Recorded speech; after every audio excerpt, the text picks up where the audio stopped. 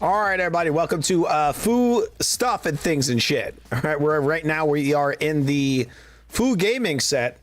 I haven't done a video in about a week, maybe even longer. Just dicking around, guys. Very late night edition of Foo TV, the real Foo TV live. All right, guys, we're just gonna go around the net, look at some shit for a couple of minutes. You know, just get some content out there.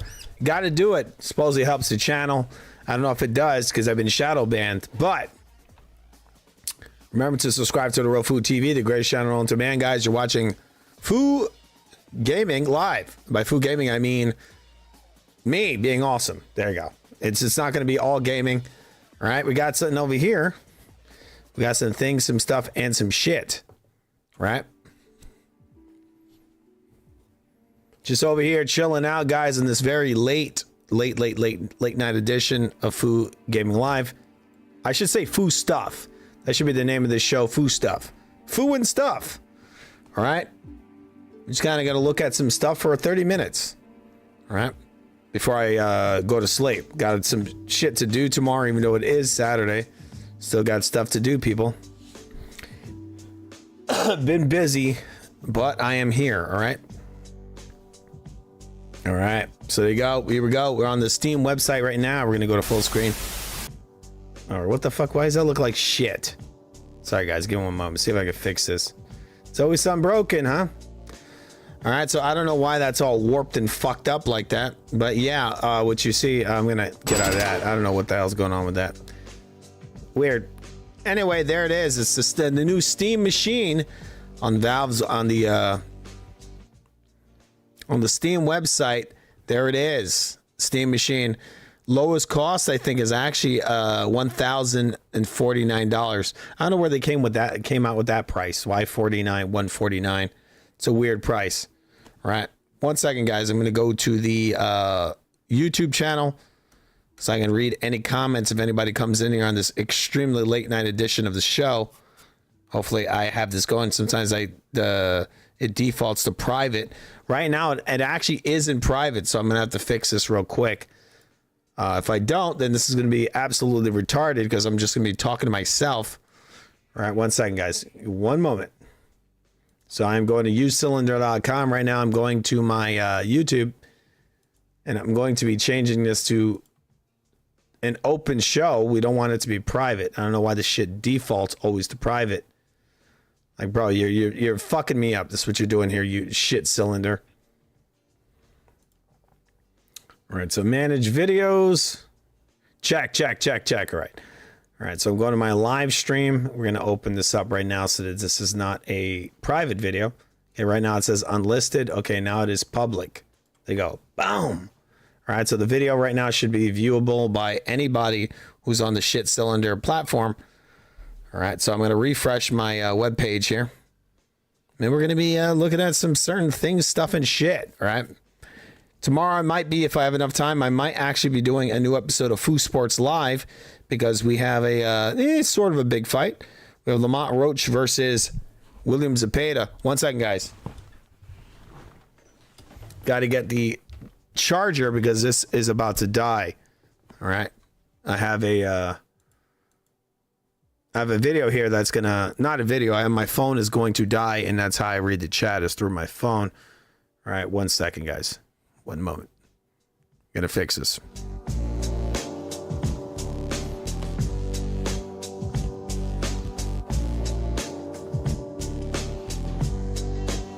All right, hopefully I can find this fucking wire.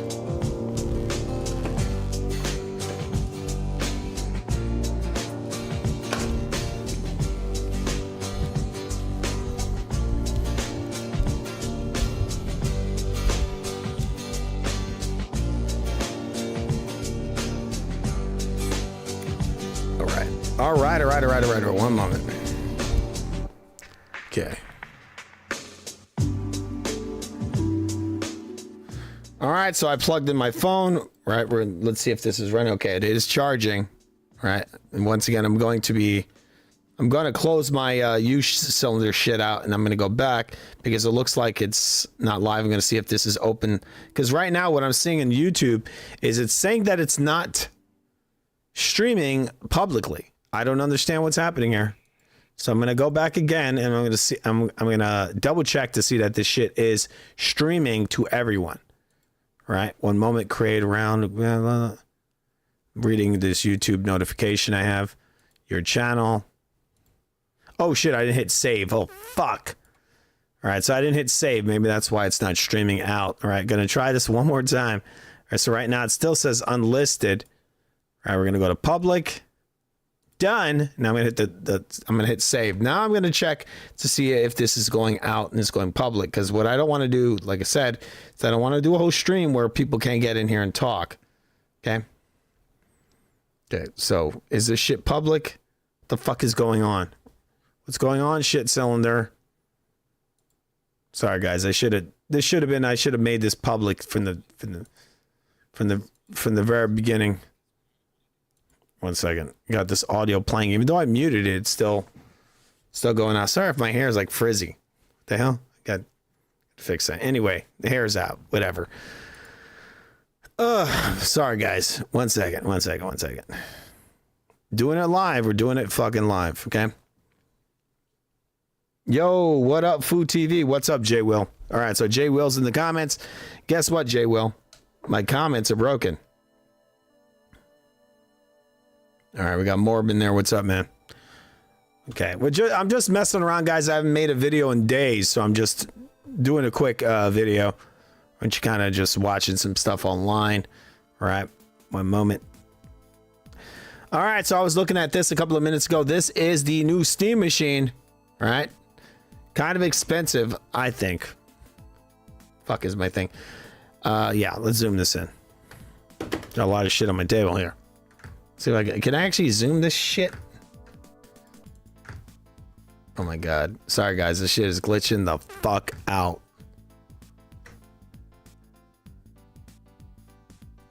I think what's happening is the stupid wire is touching my touchscreen monitor and it's not allowing me to do a bunch of different stuff. Alright, now I might be able to manipulate this other screen. So yeah, there it is, a Steam machine. From what I heard, it's not as powerful as the it's not even as powerful as the PS5. If you guys don't know, the PS5 actually is not incredibly powerful. The Xbox Series X is actually significantly more powerful than the basic PS5. But yeah, this thing I heard is actually weaker than it's weaker than the PS5. And yet it costs over $1,000, and this is the base model, which has 512 megabytes of memory. And I was talking to, I think, AMAC earlier, and I was saying like, bro, like, why are people so obsessed with this fucking digital shit? You got to understand, like, there's only what 512 gigabytes of RAM on that shit, right? So you're gonna need, well, not RAM, memory. So you're gonna need you're gonna need more memory on that thing. So the problem is like, why not just run the shit from a disc or from a cartridge? It would be way better, because then you don't need to have all this memory. The only memory you would need would be for what do you call it? For saving games. For saving game data. So obviously your game progress. You wouldn't need all this fucking memory. That was a big thing with the original Xbox 360, where they released it with no memory, right? There was no, you would buy like I think it was like a 60 something megabyte cart in order to save your game progress, right? Because everything ran off the disc. Nowadays, they focus completely on, physical media, like, or a physical hard drive. And so now you got to load your whole fucking game onto a hard drive. Like, there's not a lot of benefit to that outside of maybe it'll run a little faster, right? But it's not going to be faster when you're installing it, because now you have to install the stupid ass game. When you run it right from the physical media, it just loads instantly. The moment you put the disc in the drive, it goes. The moment you put the game cartridge in there, it just runs. So there's a lot of downsides to it. Sorry guys, this shit is glitching. I don't know what's up with this. Keyshawn the Duck. Yes. Sorry, guys. I wish I could put this on the screen. I'd have to go to the shitcylinder.com. Give me 1 second. I'll put this up since this is running. I can see people are in there. All right. One moment. I'm gonna put the chat up on this other screen. All right, very, very, very, very late night edition of the show. Just trying to get something out there. All right, very frizzy hair.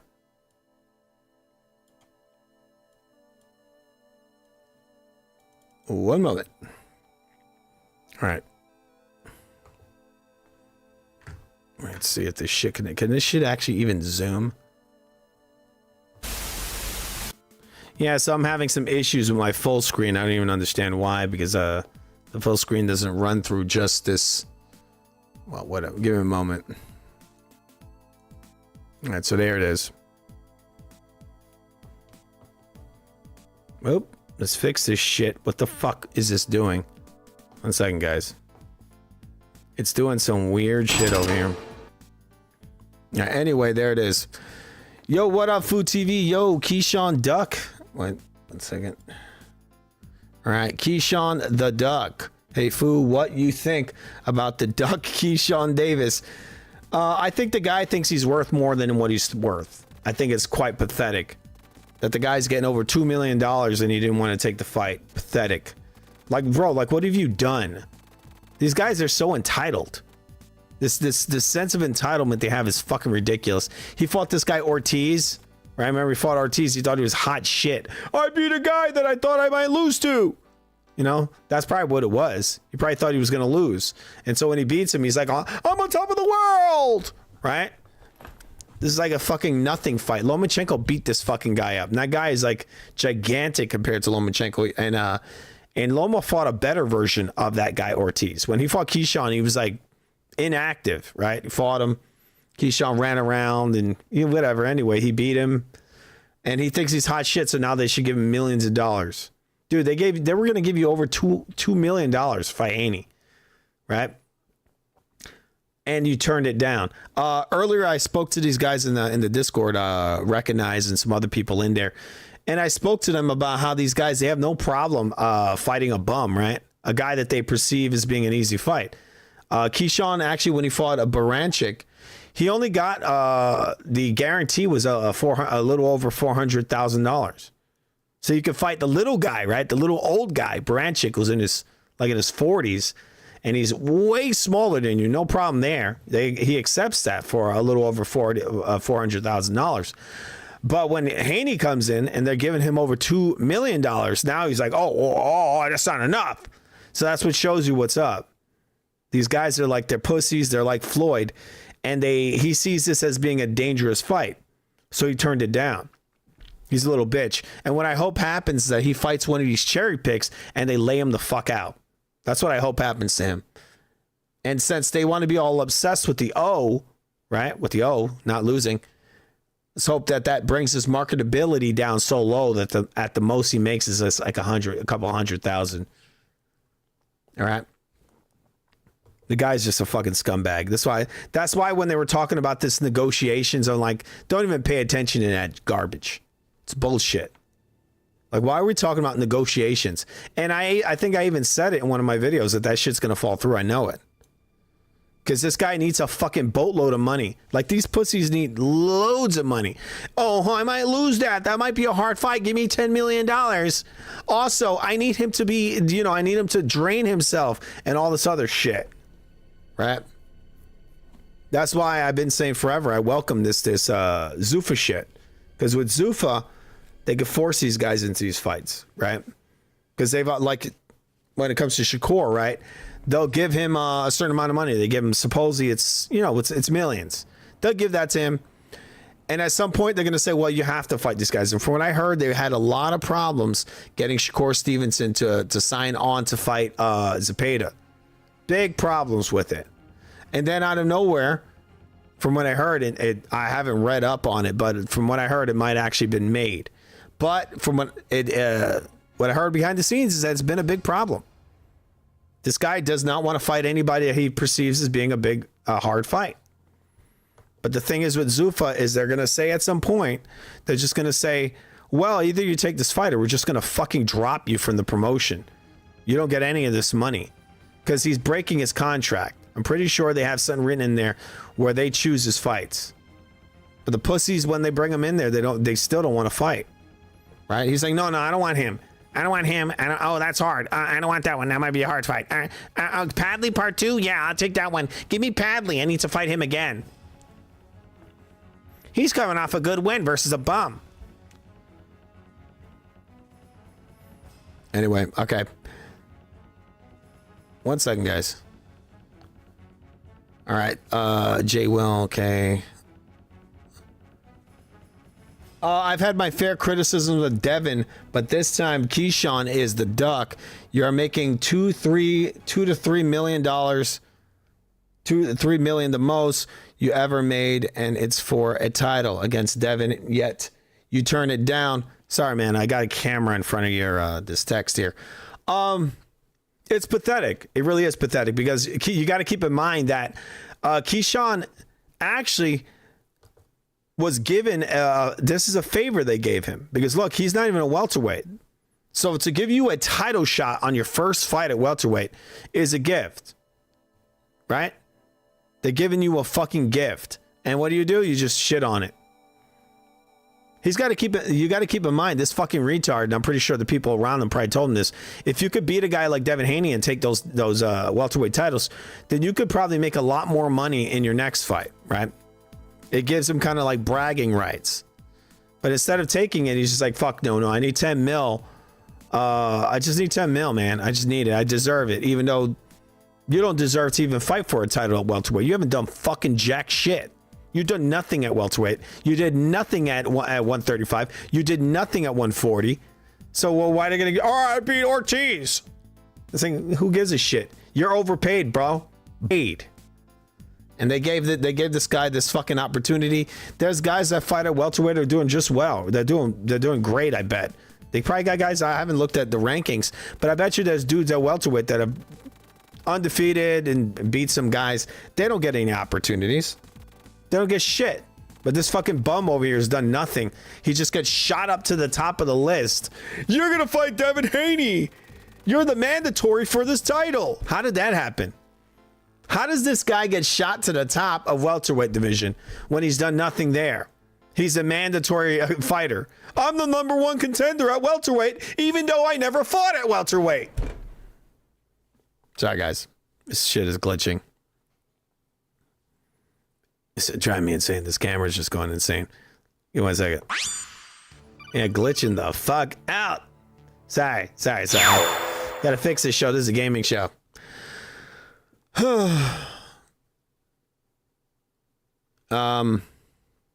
Exactly, Foo. Keyshawn ducked Andy Cruz, ducked De Los Santos, ducked Haney, GTFOH. Get the fuck out of here. I think that's what that means, right? Sorry, guys, my fucking camera's just glitched the hell out. That's fucking annoying. So I can fix that real quick. It's kind of annoying. This OBS is on a whole nother level, how this shit glitches out. Yeah, I probably can't even fix that. Damn it. Anyway. All right, so I had some videos over here just to kind of screw around. All right. 1 second. I got to shut off. I got like a toolbar that won't turn the fuck off. But yeah, man, when I saw that today, that Devin Haney shit, I was like, disgusting. Fucking disgusting. I was going to talk about it on the sports show. I might be talking about it later today on the sports show. Because when I saw that, I was like, it's no shock. I said it. I called it a couple of weeks ago, I think, when I said that, because I read that these guys were in negotiations. I said, I bet you that's going to fall through. I know it, because these motherfuckers need a boatload of money. This guy got this opportunity to fight Devin Haney, and if he would have beat him, that would have been big. He would have made a lot more money after. But that's not enough for him. He needs the big money right now. That's not enough. I've earned my opportunity to make $30 million. I beat Ortiz, the guy that Loma schooled 5 or 6 years ago, right? Little Loma beat the shit out of that guy. Okay? Loma had some marks on his face. Yeah, by headbutts. Probably like headbutts or elbows. I remember the guy was fighting real dirty. Anyway, 1 second, guys.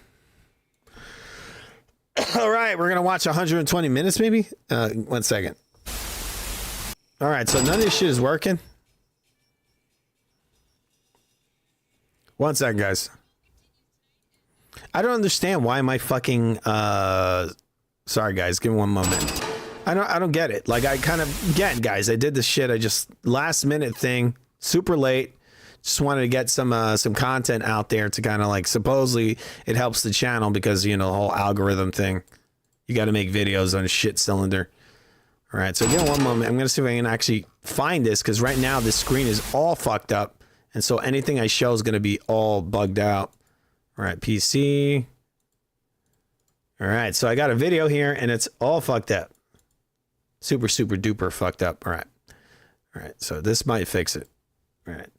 What happened is that this shit is all zoomed in and I have no idea why. Oh, really, really, really zoomed. This OBS is always fucking up. All right, it's a bit weird. Sorry about it. Should be fixed soon. The screen is like 4K and it's getting fucking crazy blown up. All right, so that's that lady from, her name is Kennedy. She used to be on MTV. And she's going to be talking to this guy, Marilyn Manson. I thought it was kind of funny, so I put it on. Just random stuff, guys. Random stream. Subscribe if you're new here.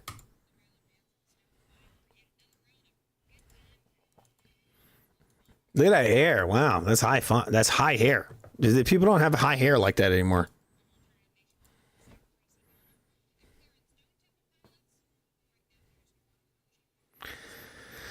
Oh, come on, man. Come on, Frankie. He says, Foo, I hope you dumped that Foo bot. I hate him. Why? He's cool.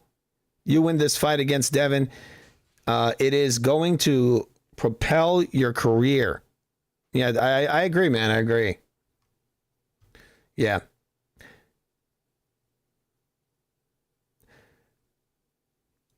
Yeah, yeah, man, I get it. Look, Devin Haney deserved to have the upper hand in the negotiations. Keyshawn wants to pretend that he's equal to Devin Haney. Devin Haney's done some stuff. He hasn't done a ton, but he's fought some, he fought Lomachenko. He fought Kambosos after Kambosos beat Teofimo Lopez. He beat him. So he beat him. I don't think he beat Loma. I thought Loma definitely beat him. But if we're going to pretend, then yeah, he beat Loma for pretend. And then he beat a guy at welterweight, and he beat Brian Norman, who was a pretty dangerous fighter. So he obviously gets the upper hand in the negotiations. And the way they set it up is that the champion gets the lion's share of the money. This idiot comes in there and he thinks he's going to take all the money. And I think what it really is that he fears Devin Haney. He thinks this is a fight that he's going to lose, that he has a great chance of losing. And so $2 million is not enough for him. And it wasn't just 2 million. I think 2 million. It was over 2 million was the guarantee. So he probably could have made more than 2 million, but it's not enough for him, right? But yeah, just like you said, Jay Will, it's like he wants to pretend he has like he's going to be top dog when it comes to the negotiations. Like what the fuck have you done? Nothing. That's what you got, entitlement, fucking entitlement in the sport.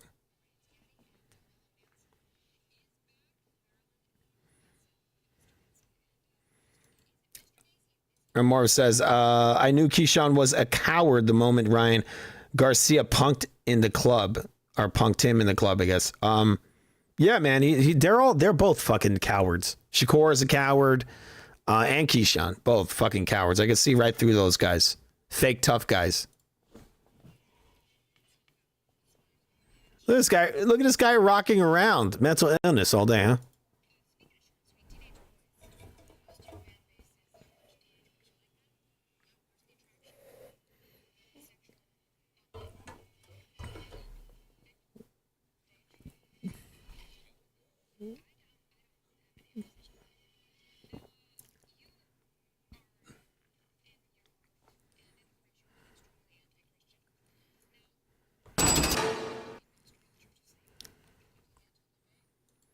All right, so that's probably weird for the boxing show. 1 second, guys. 1 second. I wish I'm fucking disappeared. I'm gone. Let's see if I can fix this real quick. Give me 1 second, guys. Very late night edition. The Real Food TV, guys. All right, 1 second. Where the fuck is my audio here? All right, remember to subscribe to The Real Food TV, the greatest channel on demand. You're watching Food Gaming Live. All right, just fixing this fucking screen.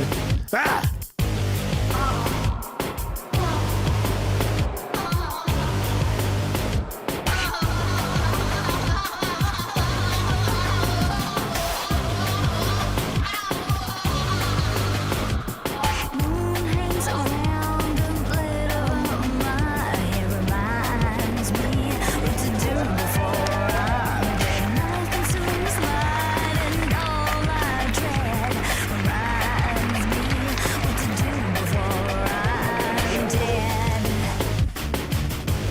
One second, guys.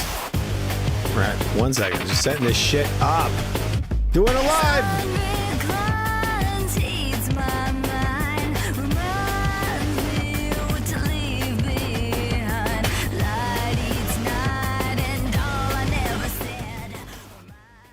All right, I was going to fix my camera. I'll do that in a second, I guess.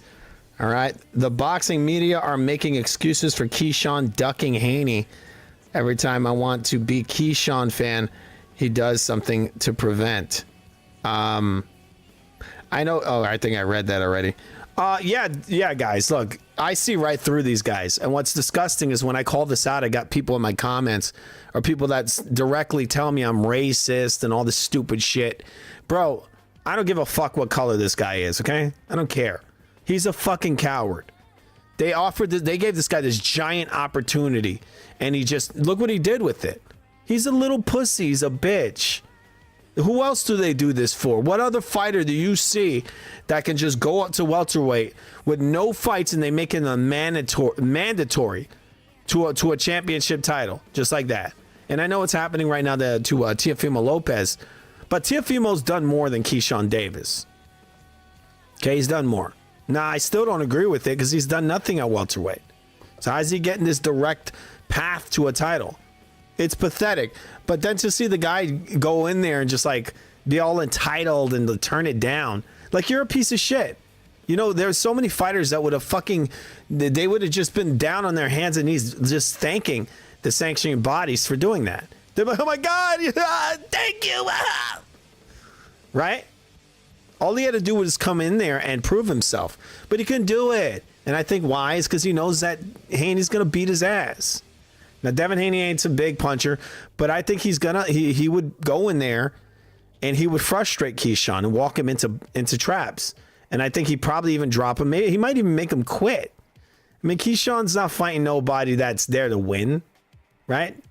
Ortiz didn't even look like he was there to win, right? He running away the whole fucking fight like a retard. Fighting like a moron. That's his best win as an inactive guy. I mean, Ortiz ain't that good of a fighter also. For you to think you're worth so much money because what? You beat this old ass fucking Baranchik? The dude wasn't even there to win. You guys saw it. You saw that fight. This fucking guy was doing nothing. Like he's dancing around the first round. Then the second round, he decides to stand there and let this guy beat on him. And he just quit. Pathetic.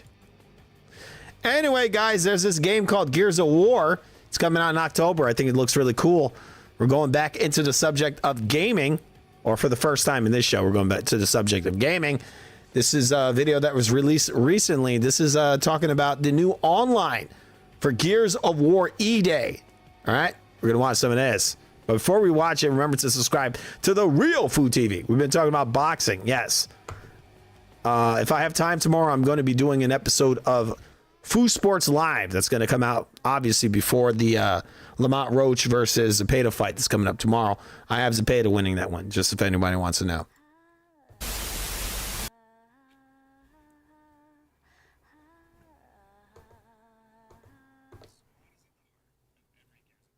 Wait a second. Can you guys hear this? 1 second. I don't know if you guys can hear this. I just love when this does this. 1 second. I'm going to fix this. All right, so right now there's a video playing and you guys can't hear it, so I have to go to my desktop audio. I think I might just start doing these streams the way I used to because this shit sucks the way I'm doing it now. All right, 1 second. Through the game, that feeling of fighting side by side is at the center. And now the shit is echoing. Sorry, guys. Of E-Day's multiplayer. That's good. And today we're excited to dive in and show you more. Welcome to Horde Siege. It's an all-new 12-player evolution of Gears' legendary Horde mode. Horde Siege evolves that iconic, back-against-the-wall Horde experience that Gears is known for, with larger, more unpredictable, more cinematic, and more memorable battles for you and your squad.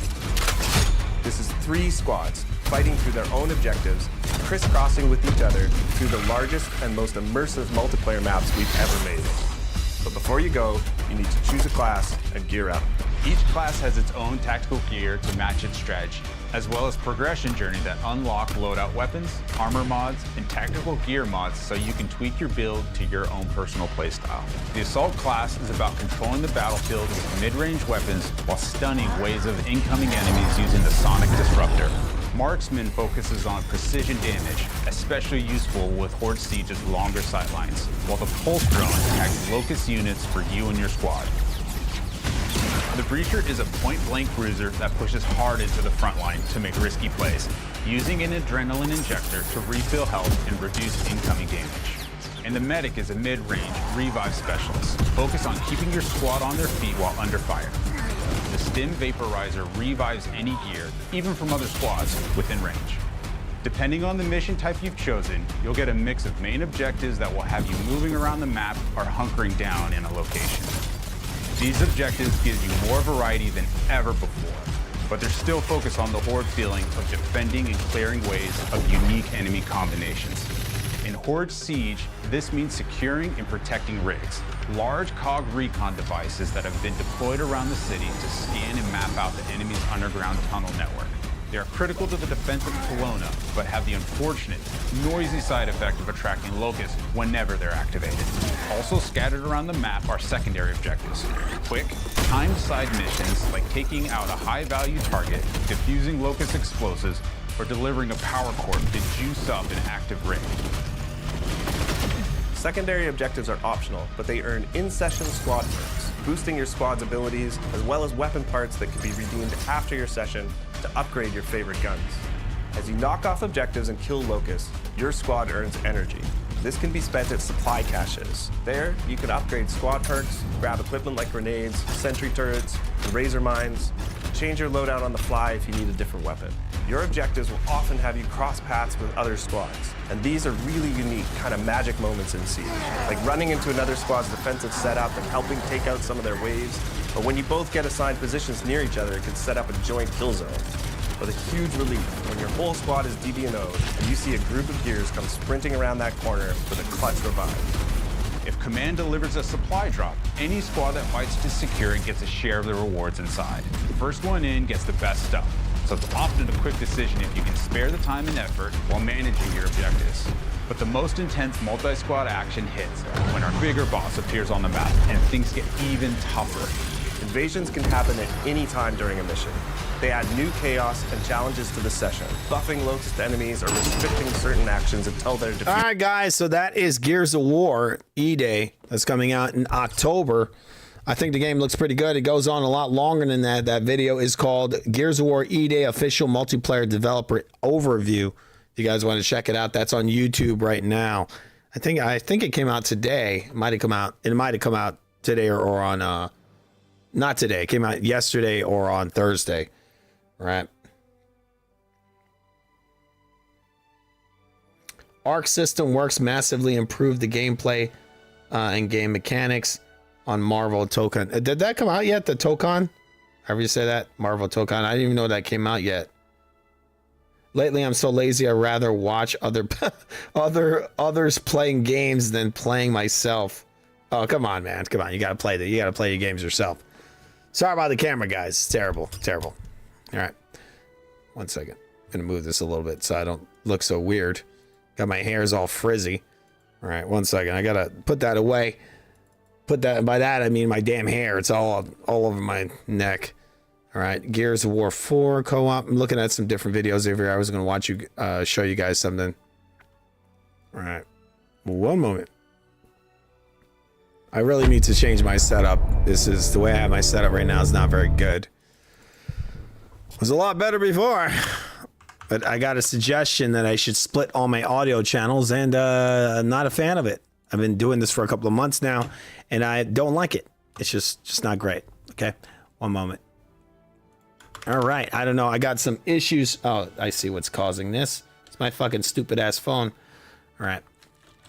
All right. One moment, guys. All right. So. What the fuck was I even doing? All right. So. Hey there, Cabers. Got an announcement that came out earlier today. Well, we got a response from the guys from Sony came out, and by guys I mean it was a woman, Japanese woman, told us what's up with the shitty Sony.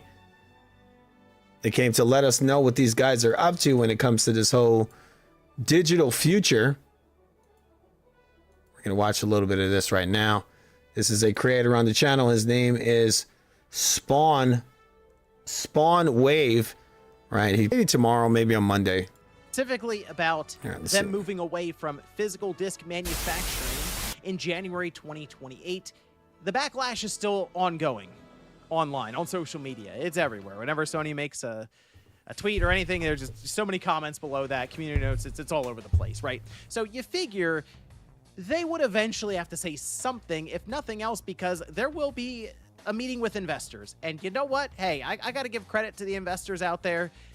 They actually asked questions over and over again about physical media, and even asking about the criticism that's popping up online, because it is that loud, to where they went in and said, hold on, is this going to be a problem for us, even with the margins that are getting thrown around? Like, will this hurt even the image of Sony? So we're going to take a look at some of the responses here from Lin Tao, the CFO over at Sony. So if you guys enjoy the video, hit the like button, subscribe if you're new. So this is...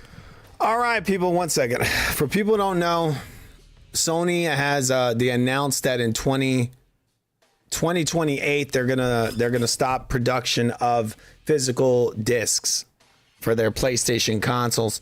A lot of backlash. A lot of people don't know this, but back in 2013, Xbox came out and they literally talked about DRM, about a new version of DRM.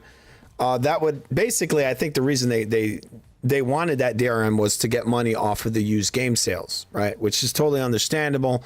They're losing billions of dollars, right, on the used game sales. Because, for example, if I was to buy a game and not like it and I bring it to GameStop, now that person can go and, who didn't like the game, could sell it to GameStop, and then another person comes and buys it, and GameStop gets 100% of that money, right? 100%. Now you got to keep in mind that I'm going to imagine this. You foot the bill over $100 million, $200 million. Some of these games, for example, that Gears of War you just watched, from what I heard, that game cost over $400 million in production. So imagine that, you know, some people, maybe they don't like it for whatever reason. And there's thousands and maybe millions of people, or a million people that brought it to GameStop. And then now somebody could buy it for, you know, they could buy it, which is usually in GameStop, they overcharge you. They rip you off. So now they could buy it and all that money goes into GameStop's pocket, even though they didn't do shit. You know, they didn't put any money into that production. Also, like, people can beat the game and just bring it to GameStop, right, to sell it. And so you're losing out on so much money. So Xbox comes over here and they create this system where they're able to get money from the used game market, right? So I don't really find a problem with that. But what Sony is trying to do is they're trying to just outright kill physical media. This is their solution. I'll tell you this, I thought Xbox's solution was far better than what Sony is trying to do. I think what the shit they're doing is completely anti-consumer. But this is what Sony always does, and this is one of the reasons why I really dislike Sony. They literally don't give a fuck about their consumer at all, right? A little bit rambly. It is very late. I'm going to have to shut the show down soon. I got to go to sleep. Script here. It's very late over Go here. through over on stock analysis. I did go through and pick out some key quotes and questions, so we don't have to read through the whole thing here. I won't keep you for that long. But yeah, Sony recently came out and they said they're not going to be producing any more physical media. And the internet is going pretty crazy. I predicted they're going to lose possibly as much as 50 million consumers in the next generation, possibly even more. Again, Microsoft, they came out years ago and they talked about DRM.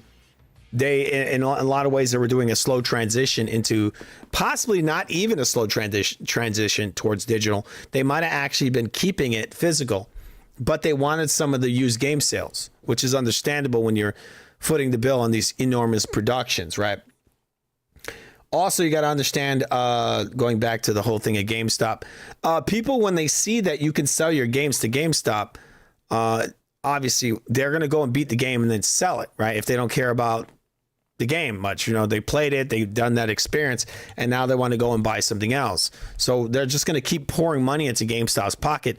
So when people know that, hey, I can get, a discount if I just buy it from GameStop used, now you got to understand, who knows how many people are buying that thing used? It could be millions of people. So you're literally losing millions of sales, right? 1 million, maybe more, right? That's a lot of effing money that you're losing. So yeah, Xbox, they came in and they wanted money from the used game sales, where Sony, they didn't have this delicate solution to this. They just went straight into removal of your ability to have physical media, which just shows the retardation of Sony. That's why I don't respect them as a company. I think they're pathetic. They don't give a shit. They're just like, we're just going to do the easiest solution possible. We're just going to pull all physical media.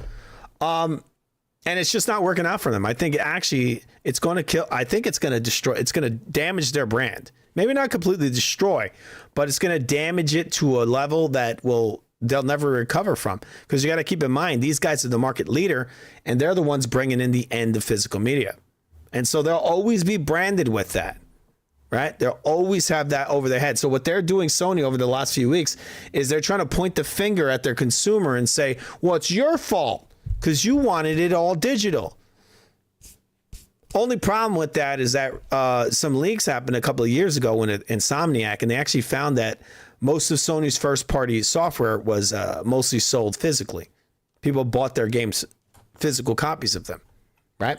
That's all of them. Spider-Man, God of War, all that shit. People were buying it physical. First, though, she did mention memory market conditions for the PS5 hardware. Of course, a lot of concerns around prices going up for hardware with video cards, phones, computers, and game consoles. She did say they've secured the quantity of memory necessary to meet our projected sales volume for the current fiscal year, and there is no change to our plan for hardware profitability to remain similar to the previous fiscal year. We continue to aim for further growth of the install base while closely monitoring PS5 hardware demand trends and potential for securing additional memory. They're not necessarily saying that there won't be a price increase. They're just saying they're able to get the amount of RAM or memory that they needed so they can put together PS5s and ship them out for GTA 6. They have a certain amount that they have forecasted, and they want to hit that internally. Doesn't necessarily mean that they are not going to have to raise the price based on the way that these contracts seem to move around almost month by month. This is a big problem for Sony, because these idiots came out and they've now gone more into the bubble. They actually were following Xbox and putting their software on everything. Well, they didn't put it on everything. They didn't put it on the Xbox. They only put it on PC. So what happened is that they found that their software really doesn't sell very well on PC. So they sold a couple of million copies of everything combined. They really didn't sell that well on PC. But I think they sold some software on there. So what I thought they should do is just stick to the PC and have it out there, right? Now we're going into the next generation where the systems are rumored to be extremely expensive. When these systems first come out, there's a big problem there when you're putting out these big AAA productions. There's a lot of money that goes into that, possibly tens, if not hundreds of millions of dollars. So what happens when you try to put these productions out and you can't really sell PS6s fast enough because they're $800 or more? These systems are being rumored to cost upwards around $800 to $1,000 or more. So Sony's in a real pickle here. In a real pickle. And so now what they've done is they've come out and they've damaged their reputation. These are the same idiots that came out back in 2013 and acted like the saviors of gaming. They're like, oh, how do you share your games on PlayStation? Here you go. And they gave the guy, they have a video out there. Maybe I'll show it after this. This is one of the big problems, that these guys came out there and played themselves off to be the saviors back in the PlayStation 4 generation.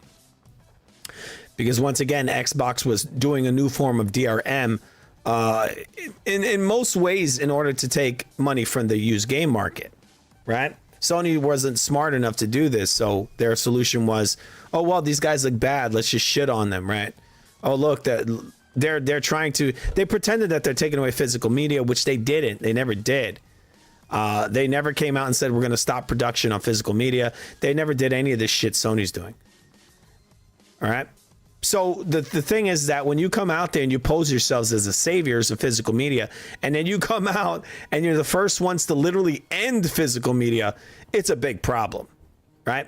It's a big problem with public relations.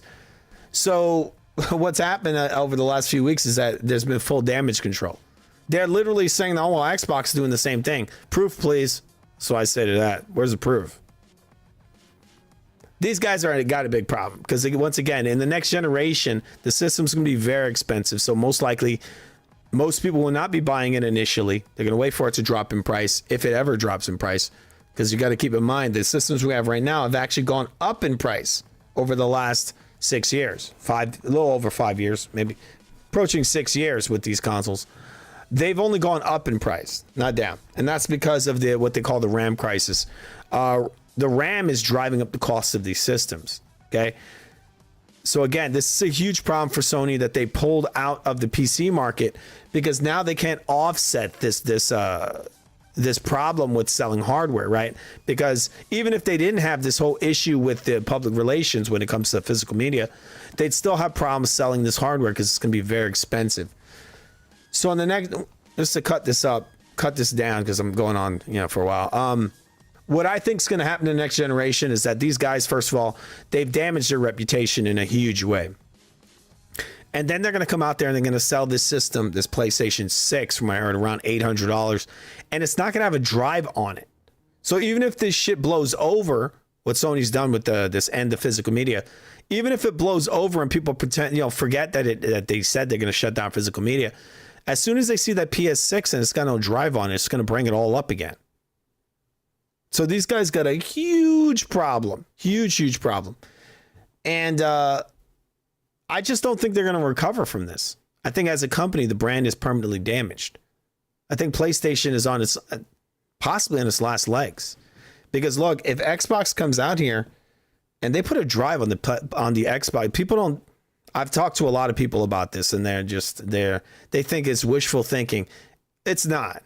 If these guys, and I've seen people say this, people I know that are straight up Sony fanboys, they're saying they're going to go buy an Xbox. And then somebody comes out and says, oh, well, they're going to do the same thing Sony's doing. Proof, please. Proof. Where's the proof?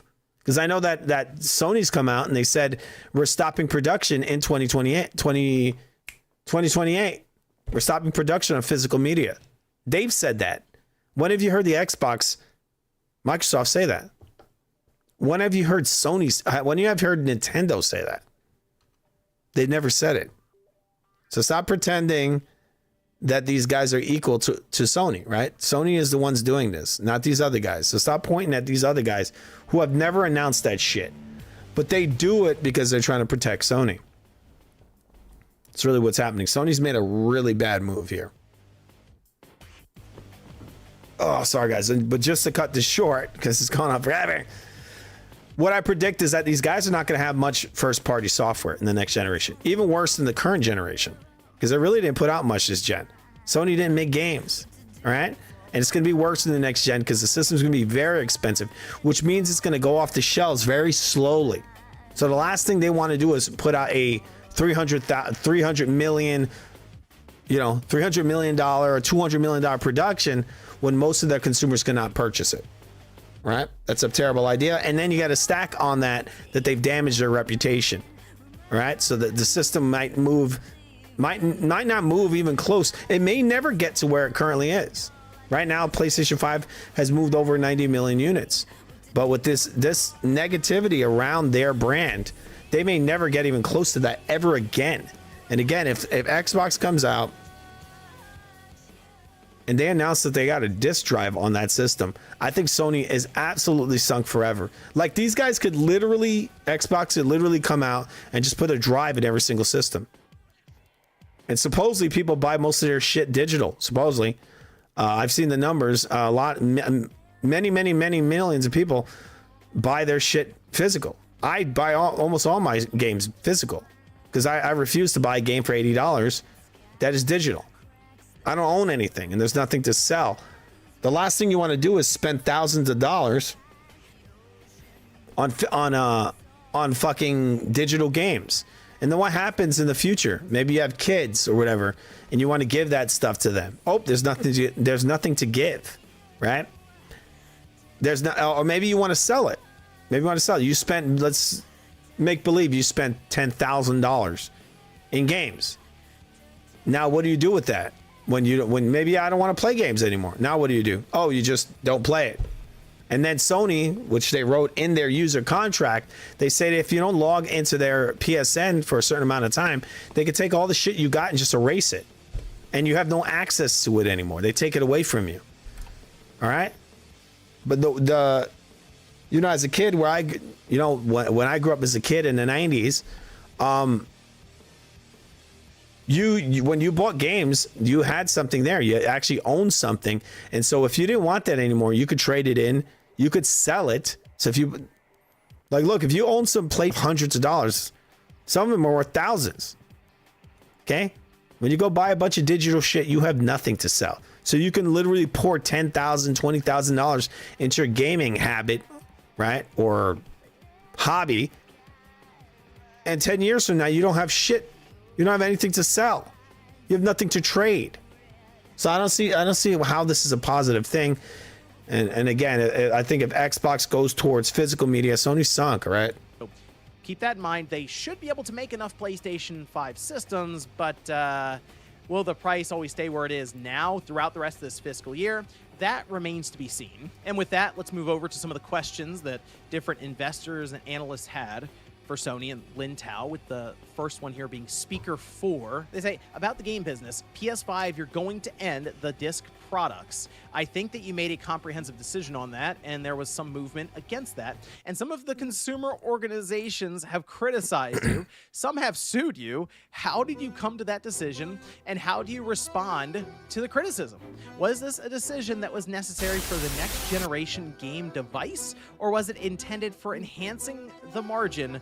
Was that a sales decision? Okay, Lin Tao responds, saying PS5 ending disc production, the second question on this point. We announced that January 2028 onwards, we will no longer be manufacturing game discs 1.5 years ahead. We made this announcement at this time. There are various reasons we made this decision. I think one of the things that's going on at Sony is a lot of their older leadership is gone. They're gone. And these idiots think they're untouchable. They don't remember what happened 13 years ago because it's not the same people. That move that Xbox did 13 years ago, where they went and they put that DRM shit and they had a very confused message, that got their brand almost destroyed. That almost killed Xbox. And these guys came out there, the Xbox team, and they made game after game after game. And in my mind, they made games that are way better than what Sony has put out for the last 10 years. But guess what? It didn't matter because their brand was damaged. That's a really powerful thing. Your brand is powerful. So once you've damaged that, it don't matter what the fuck you make. It's still damaged. People don't buy it because it's under your banner. And then yesterday, this bitch comes out, this person, and it's buying through their teeth because the numbers are on the internet. Their physical games, their games sold better physically than digitally. And that's not to say that people don't buy most of their shit digital because they're retarded. They are absolutely fucking retarded. And on this show, the Fu Gaming, I've been saying this for a couple of years now, that these people are fucking retarded when it comes to this digital shit, because they cried about Xbox, who never going to take away your physical media. These guys cried about DRM, and they went out there and they purchased most of their shit digital, even though they didn't like DRM. But you got to keep in mind, Sony in the industry, like I'm going to show it on the show at some point. I actually might have done a video a while ago with it that I went to play. I think it was Horizon. Actually, it was Days Gone. And I didn't have my computer connected to the internet. Boom, it did not allow me to play that game. Gears of War, it all worked offline.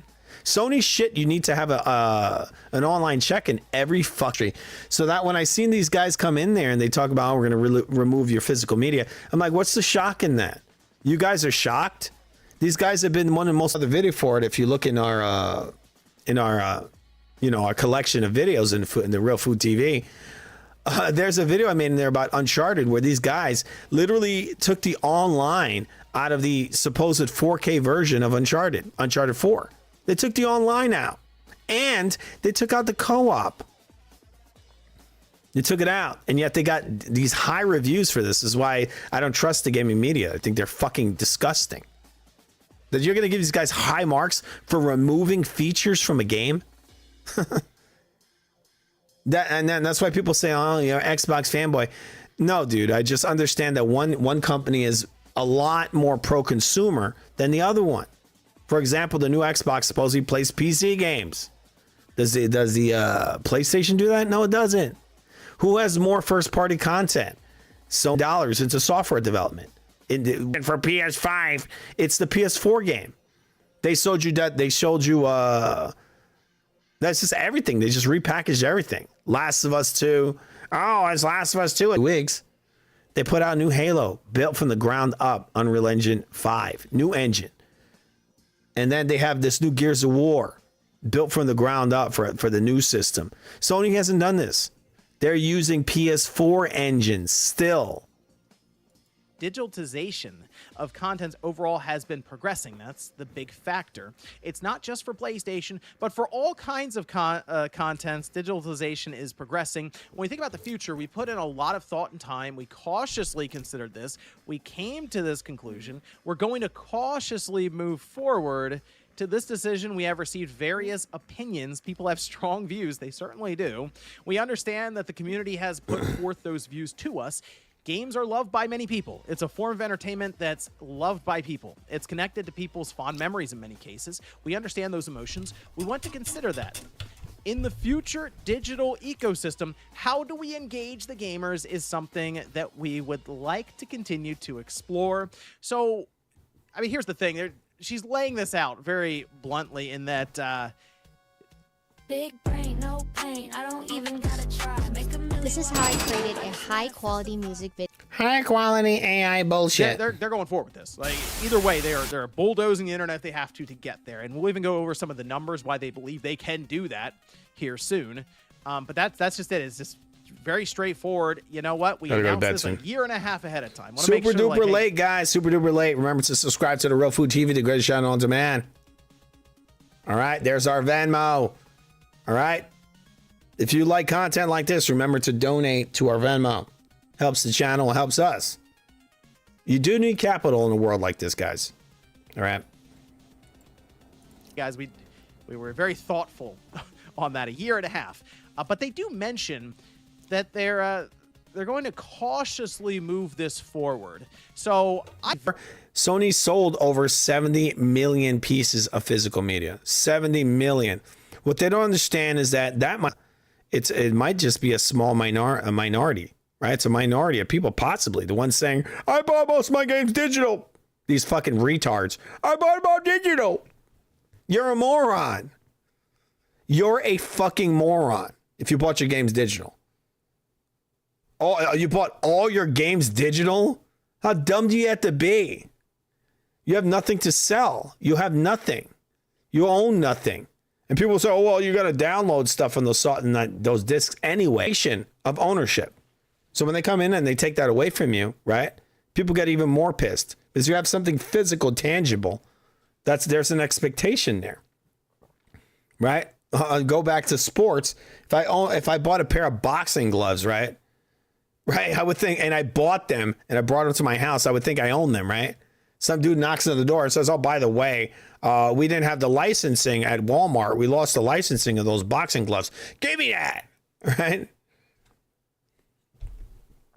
You'd probably kill them or beat the shit out of them, right? You get out of my fucking house. But with digital stuff, people think, oh, well, they can take it because I don't own it. What I don't understand is how you're spending ownership prices for shit that's rented. If it's a rental. So they are now just selling to this install base that's already been formed. And this is when they typically end up making, any of these companies, Microsoft, Nintendo, Sony, towards the end of the generation. That's when they move significant amounts of software and add-on content and profit heavily. That's one of the reasons they will subsidize the system itself, because they know when they get enough of them out there, there will be years of them being able to make a bunch of money on a larger install base. So really it's going to come back to when they have to start from zero again with the PlayStation 6. How does that work out if they've used up their bank of goodwill?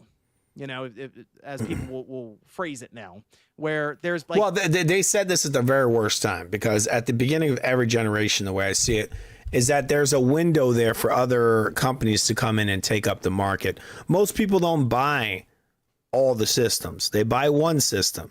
This is why they have this sort of like tribalism. They call it the console war. So they buy one system, they shit on another one, right? They shit on the other one.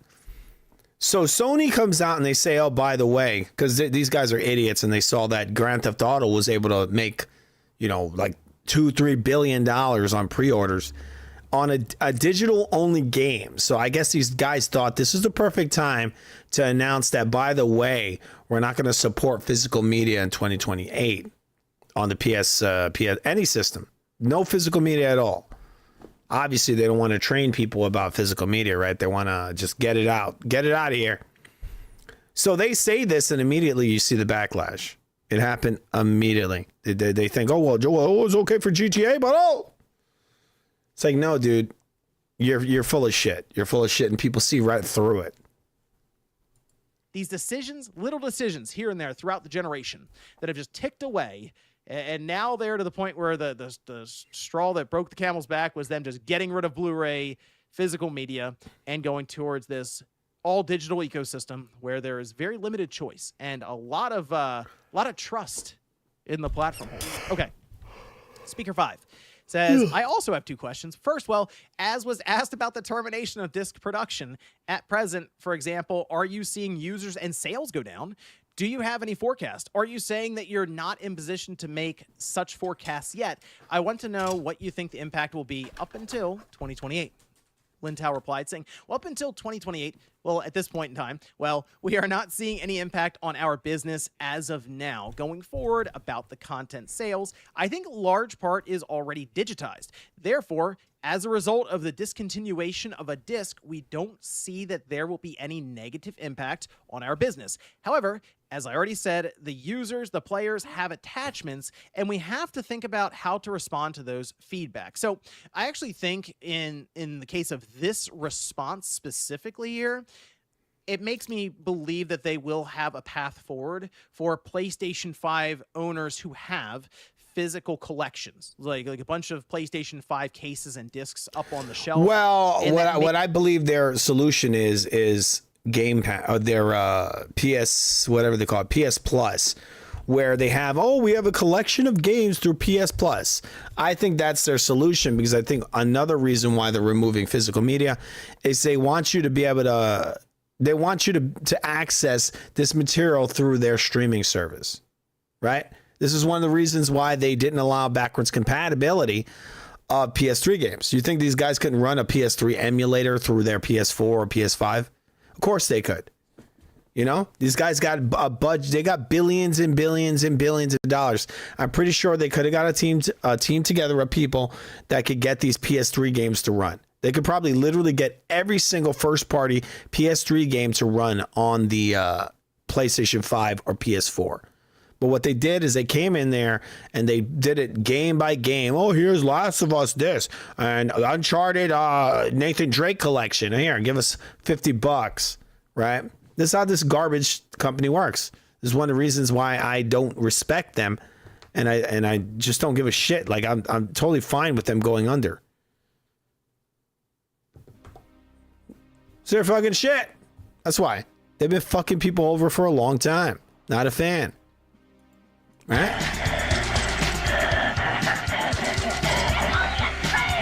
Is that Sony?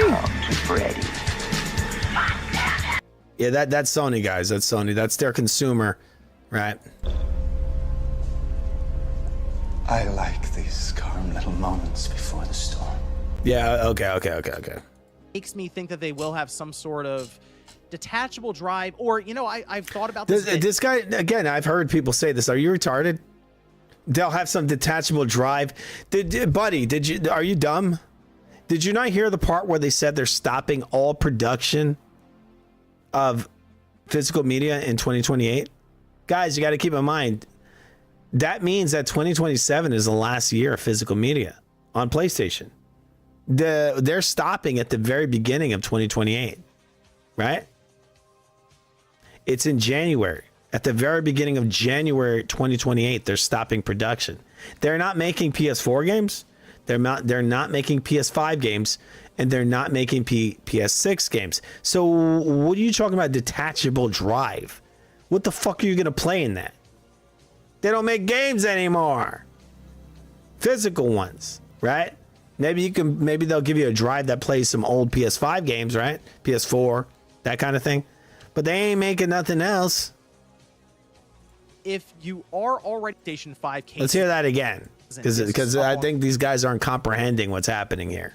On the shelf, and that makes me think that they will have some sort of detachable drive, or I've thought about this a bit. If you are already invested in the PlayStation 5 and you have one that takes a disc, you may have the detachable disc drive. If not, you may have maybe thought about getting it with, say, a PS5 Pro or the newer PS5 Slim or something like that. But you're at least aware of it. I've wondered if Sony would even think about a way to sell an The fuck is he even talking about? I don't understand. Enclosure for that. So yes, you have to still buy something extra, but it would then allow it to plug in through USB to the PS6, and you would still be able to play your PS5 physical games, through installing it, of course, but at least be able to check that you have the game. Why wouldn't you just play those games on your PS5? Huh? Just play it on your PS5. Again, these motherfuckers aren't making physical media anymore. Okay? There's no more physical media, so why would you buy a drive? Just play your fucking PS5.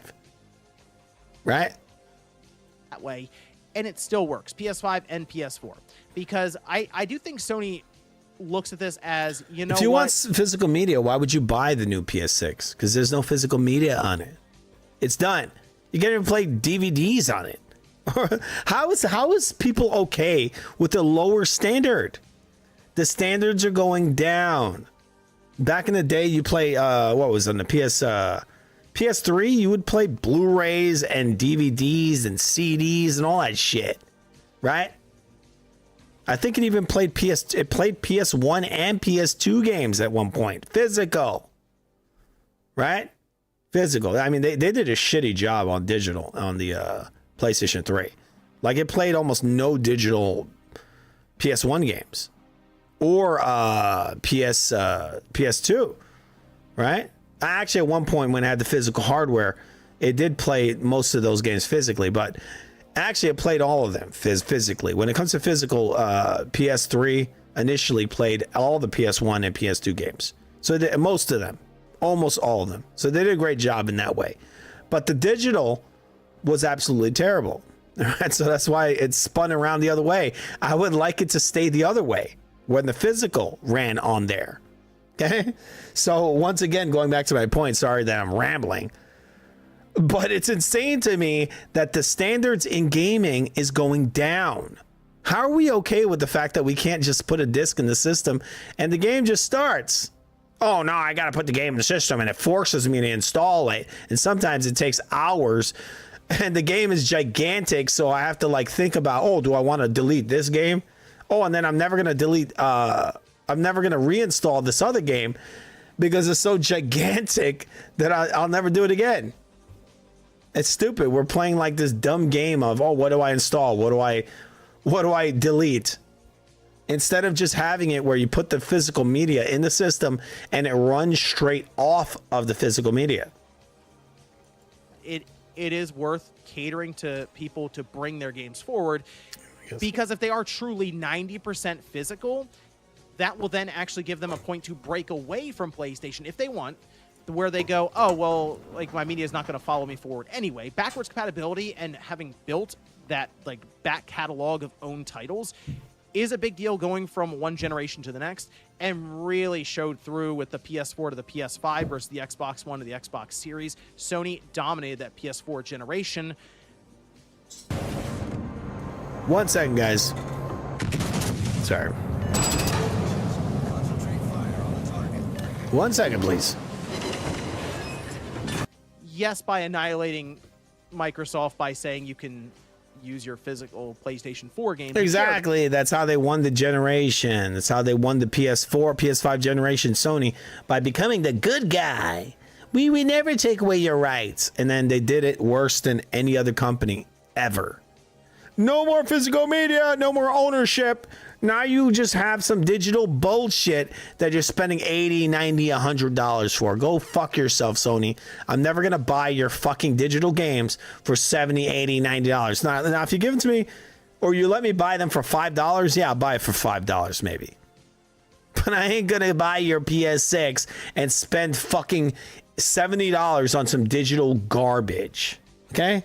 It's never going to happen. I don't do it on Steam. I don't do it on Xbox. I don't do it on PlayStation. Go fuck yourself. And I'm not the only one that's like that. People, you need to understand, these guys don't even count used game sales. The used game sales is a huge market. It makes billions of dollars. There could literally be millions upon millions upon millions of used game sales.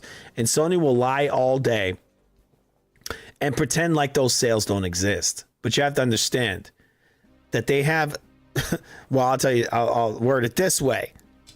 These guys on record have sold 93 million units, right, of this PlayStation 5. 85% of that 90 plus million purchased the physical version of the system, meaning the one with the drive, with the physical drive, the one that had the fucking, I think it's a Blu-ray. They purchased the one with the Blu-ray drive on it.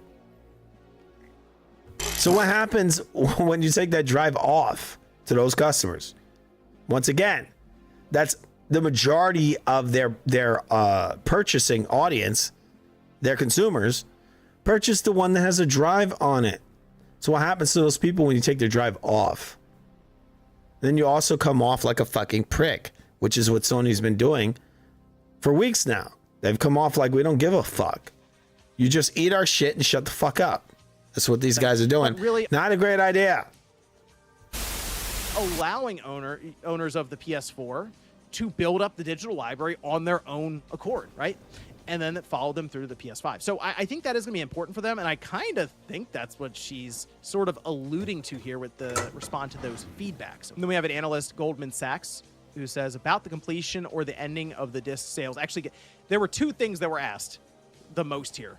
The first one was about the earthquake, which Lin Tao, Sony, they did immediately discuss that and mention it, and like, hey, we had some like production lines and stuff that got damaged, and it's just like, yeah, it's fine, but the people are okay. Like, no one, like, there's no fatalities. There were some minor injuries, but they wanted to immediately make sure that everyone know that they didn't like lose lives or anything with that. But along with the earthquake, it's them ending like disc sales, right, in 2028, saying, I'm sure I understand the background. I understand that there will be an effect on the retailers. How do you position your relationship with the retailers as the disc disappear?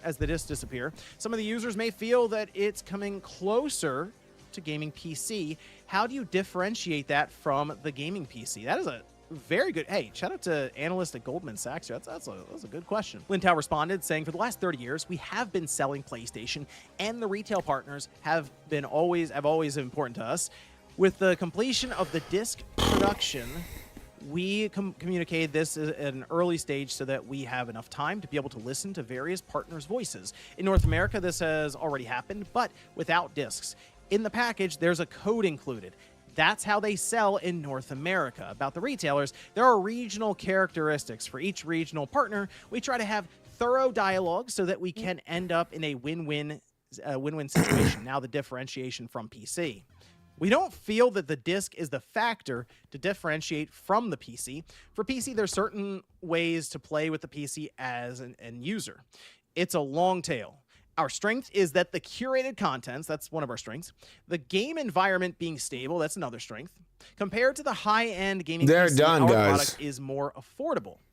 We don't feel These that guys are retarded. They've fallen into the same trap they did with the PS3. All right. The last thing these guys want to happen is that these multi-trillion-dollar company, which is Xbox, I always bring them up. I always bring them up because they are ridiculously wealthy. And people say they're in the red. Of course they're not in the red. They have trillions of dollars. These guys are always breathing down Sony's neck. This is why Sony went in there with the Foreign Trade Commission and tried to shut down their acquisition of Activision, right? Recently, if you guys don't know, Xbox actually released Black Ops 1 and 2 on the PlayStation platform. It's already sold within a couple of days, 70 million, not 70, 7 million units. That's a big problem. It's a big problem for Sony because these guys own Call of Duty. And so if these guys coming in, they fuck themselves up this generation with all these terrible moves when it comes to public relations. What's going to happen to them in whatever year? I don't know what year they're releasing the next PlayStation. I assume it's going to be like 2030 something. The 10-year deal with Sony's going to be over after the PS5, the PS6 generation. That means they could pull Call of Duty off of PlayStation. You got to keep in mind, Call of Duty is the best-selling game in America on the PlayStation 5. So once these guys pull that off of their system, it's a big problem. So I think Sony's making all the wrong moves. And I can't believe that these guys said this towards the end of the PS5 generation. They come out there and say, by the way, we're going to go fuck yourself. Again, I said it earlier, there's always a window of opportunity at the end of every generation, right? This is one of the reasons I believe that they're going to be pulling Call of Duty off of the PlayStation brand for the PlayStation 7. They're going to pull off Call of Duty. They're going to take it off because there's no reason to keep it there. Like a lot of people, they say, oh, well, they want their user base. Well, where's the user base? It's a new system that's being just released. So when the PS7 comes out, there's no one owns it, right? It's just day one it comes out. Why the fuck do they care to put their shit on there? Why would they do that when they can have people buy the Xbox over the PlayStation, right? Day one. They put it on their Sony's, just put out their system. Xbox puts out their system, Duty. And guess who doesn't have Call of Duty? Sony won't have it. So the worst thing Sony could do is have these public relation problems, right? Because that's going to allow companies like Microsoft to come in there and remove these titles from their system and not be the bad guy. Because Sony actually has spun it all around and they've become the bad guy. Right? Back 13 years ago, Xbox was the bad guy. Now it's Sony that has become the enemy. Disc is a strong factor for differentiation. Going forward, we can coexist peacefully with PC games. See, I do disagree in that, so I don't think that's the sole differentiation, obviously, between PC and a gaming console like PlayStation. I think that is part of it, though, because the PC has moved away from physical media a while ago now. And when it comes to game systems, there was always that sense of going to the store and you see the box art and you get. Hey, dude, why do you have like crying faces, crying eyes? What's that mean? HSJHJ92. What does that even mean? Crying yellow faces. What does that mean? The disc or a cartridge or something, and then you get the system and you go home with it. But that has always been a thing for the mainstream and the way that they viewed it, especially when it comes to being that retail presence. I actually own this game. I'm gonna play it soon on the channel. Ghost of Tsushima. I'm gonna play it. See what it's like. And so because these Sony fangirls, Sony fanboys, they fucking obsess over this shit. I'm telling you, these guys shit all over that game, Rise. I think that game was really good. And it's sad that these motherfucking trolls actually got that studio destroyed. Because they were so pissed that title did not exist on the PS4. They were pissed about that. And they put so much negativity out there I think in a lot of ways they killed the studio. That's why I can't forgive these motherfuckers. That's why I hope Sony goes under, because they're the ones that fanned those flames. They're the ones that push that fanboy shit. It's about affordability, and look, video cards are still going price. They're very expensive. But we also know with the used market with PC, you can get better deals, and you can even fall back to older hardware to still play newer games. Oh, wow, look at that. This is a PS4 game on the PS5 Pro, and it looks like a PS4 game because they don't do shit. They ain't Xbox, bro. They ain't putting out some new Halo with a fucking brand new high-end next-gen engine. These guys are fucking cheap as fuck. They just ported over a... So I mean, it is more affordable. It is. Okay. So like you get a $600 PS5. I mean, look at the Steam machine. It's more than $1,000, and the PS5 does outperform it in different scenarios. So it's like, it's hard to argue if you have it like one-to-one like that. But again, the PC market is open, and there are a lot of things that aren't tacked on, like paying to play online with multiplayer, and soon enough, a singular store that you buy your digital games through. The other thing, and this is the fake ad you see everywhere, one right? second, But guys. this is Ebony, a real game. Now I know what you're One thinking. second, Aren't they one exactly the same? No, because Ebony. We got a dumbass fucking stupid ad. It's probably AI playing this. Give me 1 second. It's very immersion breaking. about this, the we'll say the curated contents, the game environment. There's another one that these fucking pricks re-released last Horizon Zero Dawn. They released it again on PC. Also in remaster. Actually, in a lot of ways, it looks worse than the original one.